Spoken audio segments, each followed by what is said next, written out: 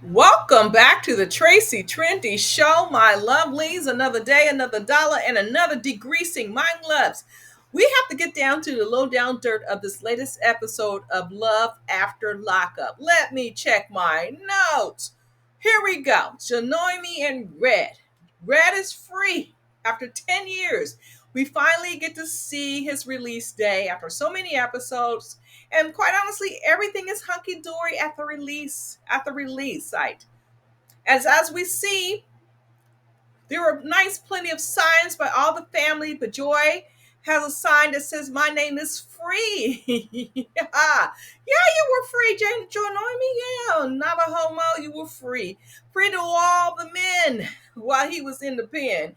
You were being very free to the men. As well as we've come to find out that Red has also been free to the women. He claimed he has been talking to 10 women while he was in the pen, and he loves the attention. And his mother wants Janome to know that there were women in his life and they were spending money on him. So she is not the only one.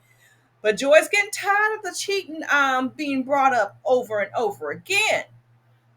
And so anyway, there you have it.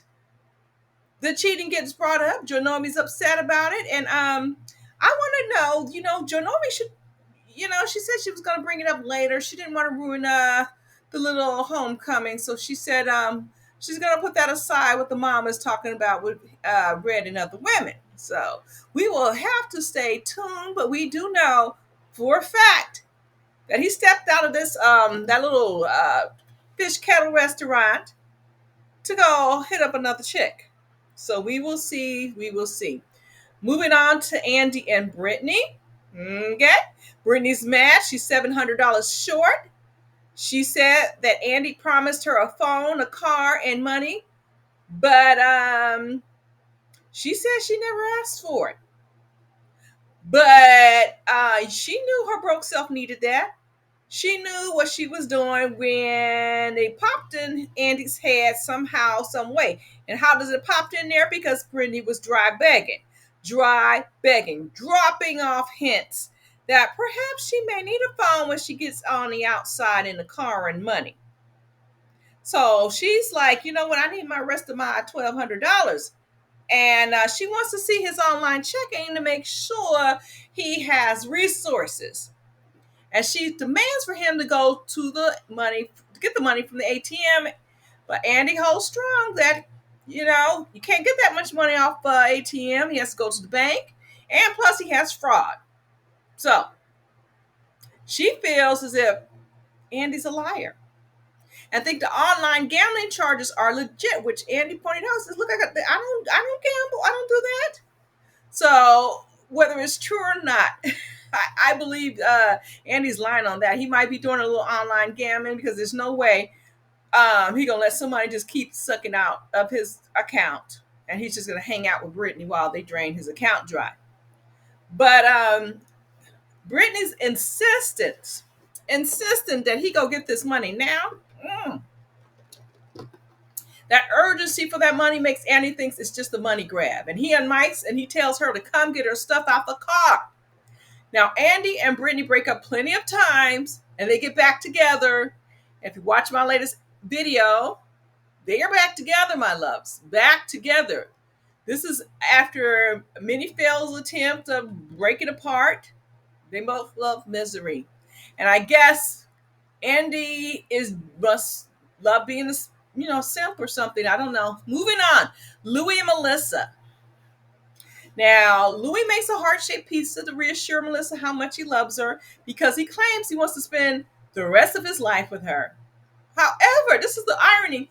This is funny. Now, she wants an apology on how scared she felt when he might cheat if she is in Jersey. But he didn't really do anything. But Melissa's not letting up. She wants Louie to put her mind at ease. And Louie's trying to reassure her, but he needs her to trust him. So it's beneficial for both of them to have trust. And she's got to put all her fears aside for now. And this is her last day in town. So they decide, just like, let's make the best of it. So Mel takes him to a dentist because Louis felt self-conscious about those few little teeth in his head. Well, it turns out that Louis needs a lot of work in order to not to have a grandpa mouth because Belle ain't trying to have a man with a grandpa mouth. So in order to have that, it will cost almost 40K. And that's Melissa's gonna have to pay for all of that. Because Louis doesn't have money like that. Louis is grateful just to get the dentures. But she don't want to see Grandpa Mouse in a cup by side bed or in the bathroom either. So they leave the office with something to think about. Now moving on to Sheree and Anthony.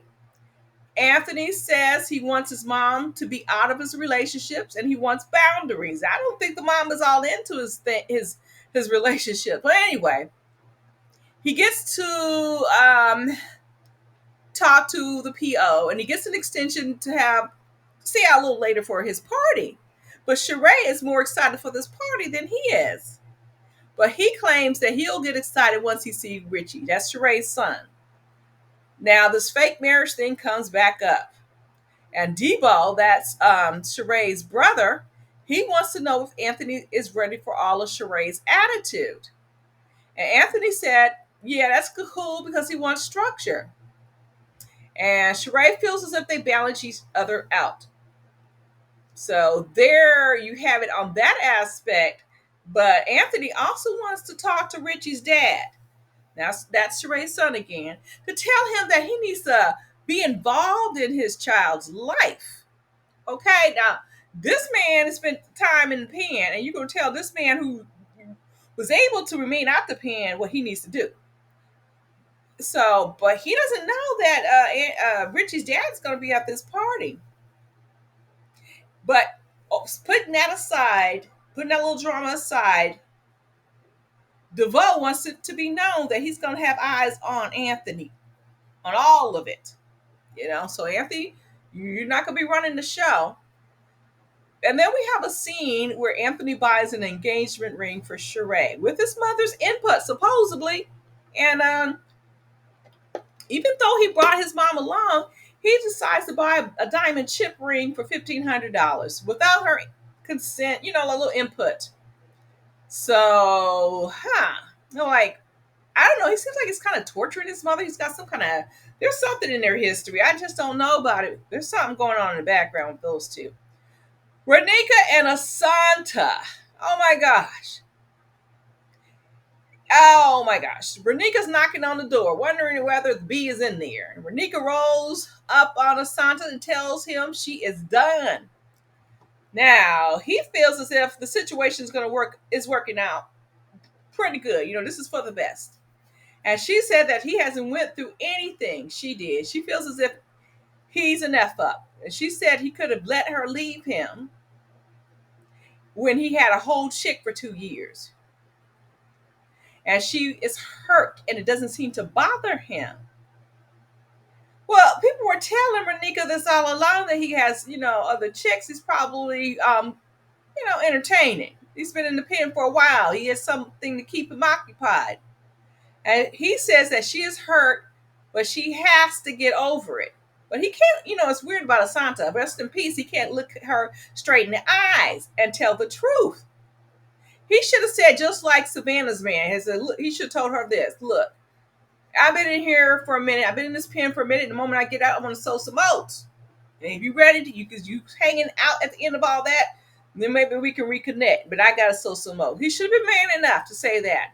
But he got to drain her dry with all her money. And this is a single mom, and he wants to drain her dry.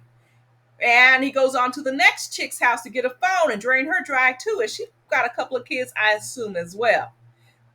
Now, Renika said he probably cares more for the other chick because she does more for him, and she would never do such a thing. Now, come on, Renika. We know you done spent just as much on that bail money as the other woman did. So, anyway, Asanta confesses that he has a starting 3 of women that he's fooling around with. It's called that the starting 3. Now, what if one of them drops the ball, not pulling their weight? What are you going to do with something? You're going to trade in for a new model, another woman, or another chick, or are you going to add on to your squad? I don't know. So anyway, loves, it's over. Renika got the answers, but not the one that she was looking for. But the case is closed, a la cheaters via Love After Lockup style. Now Chelsea and Mikey. Now Chelsea is still claiming to be sick, so Mike is frustrated because he's not getting any. So I think it would behoove Chelsea to say, "Look, I'm not giving you any. Don't have that man waiting and waiting, think he gonna get some, and you faking sick." Now he's got to meet with his parole officer, the lawyer, and there's many frustrations, financial and sexual. So well, not Christina, Chelsea gets the call that she's cut off from her benefits and her kids are sick. And she kicks Mikey out the room and realizes that she has to take care of him and all that other financial responsibilities. She is beside herself. And I'm wondering, now she says she's getting SSI and food stamps and all that. And she also had a job. So I don't know how she was. I don't know how they, you know what? They probably found out she made a little too much more money with that housekeeping job she had at the hotel. And he wonders, Mike in the meantime wonders why he didn't tell her about the money. But she says she didn't know herself. So I can understand her being in a fluster and trying to want to like shut down because her life is caving in on her. But Mikey didn't ask for any of this. And he wanted her to go into the attorney's office, but she says, nah, there's no interpreter, whatever. So Mikey reports to the attorney about the occurrence at the prison where he had a stroke. And he finds out that he might get a settlement, but it's going to take 6 or 8 months. And he's bummed out. He's bummed out about that because he wants to help out Chelsea. And Chelsea's acting all weird, and he's not feeling that. And she drives off. I mean, he wants to help Chelsea, but she is acting all flaky. So, I mean, the man is out there. He ain't Asanta. He's really trying. And she's just not in. She's in a funk right now. And I understand when she feels like the world is caving in and she just want to like lash out, but she's going to have another coping skill. She's trying to keep this man. All right, my loves. Let's see who is winning in this episode. Janoi and Red. Okay. Do we even need to consider Red is winning? Red is winning. That's one for the cons. Andy and Brett. Andy just said, get your stuff out of here. I'm over it. Britt is sitting up there like, I ain't going nowhere. I say Britt is winning. Britt is winning. So we have 2-0 for cons and non-cons. Louie and Melissa. Melissa got this man to apologize for something he didn't even do. So Melissa's winning the point. So we have 2-1 cons. Sheree and Anthony. I will say Sheree's going to win this episode because she's going to get this diamond chipped ring that shouldn't even cost $1,500, but she's going to get that ring. And it seems as if Anthony's dedicated to her at this moment. So let's say 2-2. We're at a tie, my loves. Renika and Asanta. Well, we know Renika was on the losing end of this. So we have 3-2 cons to non-cons. And Chelsea and Mikey. Well, Chelsea could be winning. Well, nah, she ain't going to win when all her money is gone and her kids are sick and she needs that for her children. So we are at, what are we at? 3. We got Red winning. We got Britt winning. Melissa winning. Sheree winning. Asanta winning. So we're 3-2. And now we are, well, we'll say 4-2. 4-2 cons. Cons win again. Imagine that, my loves. All right. There you have it. There you have it.